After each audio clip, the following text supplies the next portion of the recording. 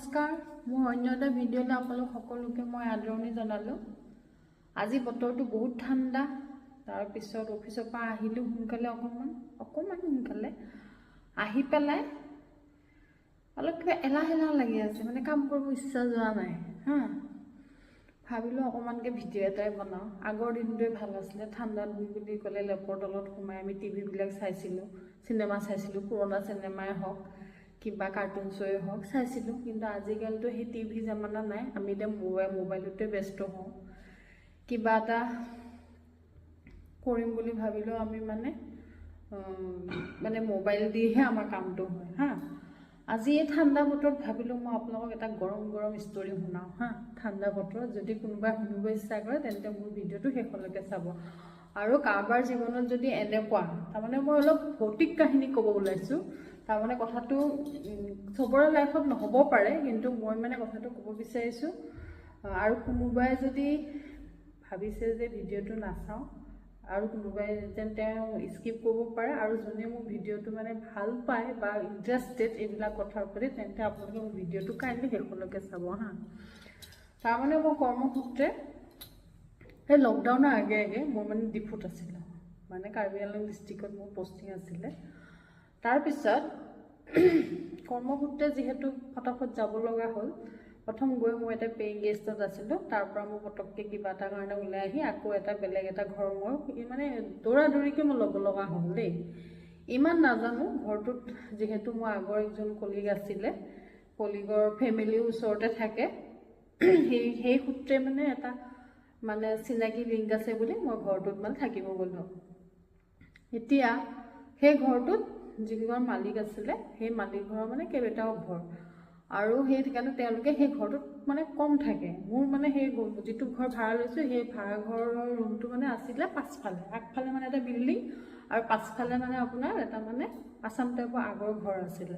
কিন্তু ছাইডত বহুত ৰুম আছে ভাড়া দিব পৰা, কিন্তু তেওঁলোকে চব ৰুম ভাড়া দিয়া নাই। এটাত তেওঁলোকে কিবা বস্তু ষ্টক কৰিছে কিবা বিজনেছ এটাৰ কাৰণে, আৰু এটা ৰুম দুটা ৰুম আৰু উইথ ফাৰ্নিচাৰ দিছে কাৰণে মই ফটাফট সোমাই গ'লোঁ। কাৰণ মই যিহেতু যেতিয়া গৈছিলোঁ তেতিয়া মোৰ ফাৰ্নিচাৰৰ কথা চিন্তা কৰিবলৈ সময় নাই, আৰু বাচ্ছাও আছিলে লগত, কেনেকৈ যাম কি কথা, বহুত ধৰণৰ কিছুমান কথা, এইবিলাক কথা ইমান নকওঁ বাৰু।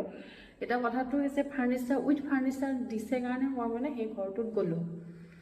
তেওঁলোক তাত নাথাকে, আৰু যিহেতু তেতিয়া লকডাউন ষ্টাৰ্ট হৈছে। মই জাষ্ট গৈছোঁ নৱেম্বৰ 19 মই ডিচেম্বৰত গৈছোঁতো, 20 মাৰ্চ মানৰ পৰা কিজানি লকডাউন, ক'ভিডৰ লকডাউন ষ্টাৰ্ট হৈ গৈছে। এনেই মানুহবিলাকৰ মুভমেণ্ট অলপ কম হয়। তেতিয়া সেই ঘৰটোত সিহঁতৰ মালিক খুব ইমান নাহে। তাৰমানে তেওঁলোকৰ মানুহবিলাকে বেলেগ এটা জেগাত ঘৰ বনাইছে, মালিক নাহে। তাৰপিছত কি হৈছে, মই সেই ঘৰটোত অকলে থাকোঁ। আৰু ঘৰটো এনেকুৱা ডিফুটৰ ঘৰবিলাক জানে, আপ ডাউনছ সেইবিলাক আছেই বাৰু, ৰাস্তা গাড়ী পাৰ্কিং কৰা অলপ প্ৰব্লেমেই। তথাপি মই ঘৰটোত থাকিব লগা হৈছে। মই কম কেতিয়াবা তেনেকুৱা ধৰণৰ কিছুমান ভাড়াঘৰ এক্সপিৰিয়েঞ্চৰ কথা মই পিছত ক'ম বাৰু। এতিয়া মেইন কথাটোলৈ আহোঁ দেই। তাৰপিছত মই তাতে থাকোঁ। তাৰপিছতে মোৰ অফিচৰ মই থাকিলোঁ, বহুত দিন থাকিলোঁ তাতে, অকলে আছোঁ, একো গম নাপাওঁ, আছোঁ আৰু দেই। তাৰপিছত কি হৈছে, এদিন মোৰ কলিগ এটাই ক'লে যে বাইদেউ আপোনালোকৰ কাষত ৰুম চুম যদি ভাড়া দিয়ে মালিকক সুধিব তেতিয়া কৈছে। মই কৈছোঁ হ'ব দিয়া সুধিম। তাৰপিছত সি ক'লে দাদা আপুনি কোনখিনিত থাকে বাইদেউ? মই তেতিয়া ক'লোঁ কিয়, সেই যে অফিচটো, এটা অফিচ আছে, অফিচটো ডিছক্ল'জ নকৰোঁ, সেই যে অফিচটো আছে সেই অফিচটোৰ ওচৰতে মই থাকোঁ। তাৰপিছত সিহঁতে কৈছে কি কয় বাইদেউ, আপুনি সেইটো অফিচত থাকে নেকি, আপুনি নাজানে নেকি সিহঁতৰ ঘৰৰ কাষৰ মানুহঘৰ বোলে 5জনী ছোৱালীয়ে ছুইচাইড কৰিছে? তেন্তে আপুনি চিন্তা কৰক তাৰপিছত মোৰ মাইণ্ডটো কি হ'ব, আপুনি চিন্তা কৰক। তাৰপিছত কি হৈছে, সেইদিনাখন আৰু কথাটো শুনাৰ পিছত মইতো তাৰ পিছৰ পৰাই মোৰ লাহে ভয়টো মাইণ্ডত সোমাল আৰু দেই। কিন্তু ইমান দিন যে আছিলোঁ তেতিয়া কিন্তু একো এইবিলাক কথা মাইণ্ডত অহাও নাই। প্লাছ অফিচৰ পৰা যাওঁ, মোবাইল চাওঁ, গৈ পেলাই যিকণ কাম আছে কৰোঁ, গৈ পেলাই শুই যাওঁ। আৰু প্ৰায় মোৰ বাচ্ছাকেইটাৰ লগত থাকে, বা কেতিয়াবা হাজবেণ্ডো যায় লগত থাকে, আমি ব্যস্তই হৈ থাকোঁ। তেনেকৈ অকলে খুব থকা নহয় যেনিবা। লকডাউন হোৱাৰ লগে লগে বাচ্ছা দুটাও মোৰ লগতে আছিলে, সেইটো স্কুল বন্ধ আছিলে। তাৰপিছত কি হ'ল, এনেকুৱাই ইন বিটুইন লকডাউনটো ভাঙিছে আৰু তেনেকুৱা মানুহবিলাক ইফাল সিফাল কৰিব পাৰে আৰু তেনেকুৱাতে হাজবেণ্ড সেইদিন আমাৰ ঘৰত তাৰ পৰা আহিছে। সেইদিনাখন দুদিনমান থাকি পেলাই আহিছে দেই।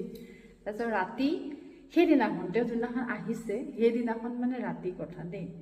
তাৰপিছত মই মানে বিছনাখনৰ কাষতে শুই আছোঁ, তাৰপিছত কিটচেনৰ ফালৰ পৰা মানে শুই আছোঁ, কিন্তু ছাবকনচিয়াছ এটা মাইণ্ড থাকে না, সেই মাইণ্ডত মানে মোৰ এনেকুৱা লাগি আছে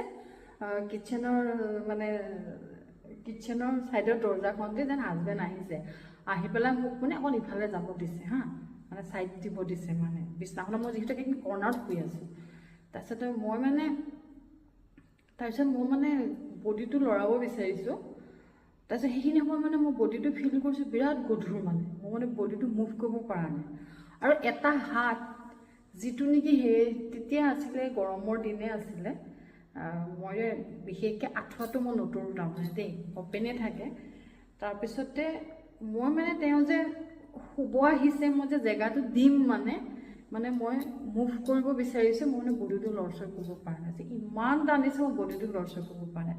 তাৰপিছত এখন হাত মোৰ কমপ্লিট মানে শিল, ঠাণ্ডা আৰু শিল মানে গোটেই হাতখন হা। তাৰপিছত মই মানে বস্তুটো বুজি পোৱা নাই, মই বডিটো কিয় উঠাব পৰা নাই, একদম গাত জোৰে মানে মই ঝাটকা খাই পেলাই মানে মই উঠিছোঁ হা। উঠি পেলাই তাৰ পিছতহে মানে মাইণ্ডটো মানে মোৰ ইমানেই বেছি ভয় খালোঁ, তাৰমানে মই এনেই আগতে মানে কিছুমানৰ মুখত কোৱা শুনিছোঁ যে এনেকৈ অকলে থাকিলে কেতিয়াবা মানে এনেকুৱা ধৰণৰ চিটুৱেশ্যন হয়, কিন্তু সেইদিনাখন মানে আগতে এইবিলাক বস্তু মানে মই বিশ্বাস কৰা নাছিলোঁ। তাৰপিছত আৰু ছোৱালীজনীৰ কথাটো যেতিয়া শুনিলোঁ, 5জনী ছোৱালী একেটা ঘৰত ছুইচাইড কৰিছে, যেতিয়া শুনিলোঁ মাইণ্ডততো অলপ কিবা এটা সোমায়ো আছে ন, কিন্তু মাইণ্ডে মোক কি কৰিছে নকৰিছে মই নাজানো, কিন্তু ফিজিকেলি মই কওঁ মোৰ ৰাইট হেণ্ডটো ইমানেই বেছি মানে ঠাণ্ডা শিলৰ নিচিনা হৈ গৈছে, যিটো নেকি মই মুভ কৰি পেলাই মই জেগাটো দিব পৰা নাই। মোৰ মাইণ্ডত মানে তেতিয়াও লাগি আছে যেন হাজবেণ্ড আছে, তেওঁ শুব দিব, মই জেগাটো দিব লাগে, কিন্তু মই জেগাটো মানে দিব পৰা নাই হা। এতিয়া কথাটো হৈছে এনেকুৱা বোলে বহুতৰ লগত হয় হা। এতিয়া মই কিন্তু তাৰ পাছৰ পৰা অলপ চলপ মানে এই যে নেদেখা বস্তুটোৰ প্ৰতি মোৰ প্ৰথমতে অলপ বিশ্বাস নাছিলে। তাৰপিছত মানে মই কিছুমান চেনেলতো দেখা পাইছোঁ ক'ৰবাত কিবা কিবি ঘটনা তেনেকুৱা ঘটে, কিন্তু মই বিশ্বাস কৰা নাছিলোঁ। কিন্তু মোৰ যেতিয়া এনেকুৱা হৈছিলে বহুত সময় লাগিছে, মোৰ বডিটো মানে এই অকণমান জেগা মুভ কৰিবৰ কাৰণে মোৰ মানে বহুত টাইম লাগিছিলে হা। এতিয়া কথাটো হৈছে এইটো মোৰ এটা এক্সপিৰিয়েঞ্চে দেই, ঠাণ্ডা বতৰ ভাবিছোঁ এটা মানে গৰম খবৰ শুনা, আপোনালোকে ইচ্ছা কৰিলে কথাটো শুনিব বা বিশ্বাস কৰিলে কৰিব, নকৰিলে নাই। কিন্তু কাৰোবাৰ যদি এনেকুৱা ঘটনা লাইফত ঘটিছে, আপোনালোকে কাইণ্ডলি মোক মানে ইউটিউবত নহ'লেও আপোনালোকে ডাইৰেক্টলি মোক কণ্টেক্ট কৰি পেলাই আপোনালোকে শ্বেয়াৰ কৰিব পাৰে, কাৰণ বস্তু মানে খবৰবিলাক বা ইনফৰ্মেশ্যনবিলাক আমি শ্বেয়াৰ কৰিলে এইটো মানে কোনো অন্ধবিশ্বাস বা বিয়পোৱা নহয়, মানে লাইফৰ এক্সপিৰিয়েঞ্চবিলাক মানুহে শ্বেয়াৰ কৰিব লাগে। আমি যিহেতু কৰ্মসূত্ৰে, বিশেষকৈ মই মহিলাখিনিৰ কথা কৈছোঁ, মহিলাখিনি মানে বহুত ধৰণৰ কিছুমান প্ৰব্লেম ফেচ কৰে। মানে এতিয়া কথাটো এনেকুৱা নহয় যে মহিলা মানুহ বুলিয়ে যে ভয়টো খাইছে, মতা মানুহে ভয় নাখাব, সেইটো নহয়। কিন্তু সেই ঘৰত মই যিটো ঘৰৰ কথা কৈ আছোঁ, সেই ঘৰত কিন্তু মোৰ এজন মেল মানে কলিগ এজন, কিন্তু তেওঁ 2 বছৰ মানে ধৰি থাকি গৈছে। তেওঁ কৈছে মই যদিও কাষৰ ঘৰৰ মানুহে ছুইচাইড কৰিছে, মই আজিলৈকে কোনো কমপ্লেইন পোৱা নাই, মোক কোনো প্ৰব্লেম পোৱা নাই।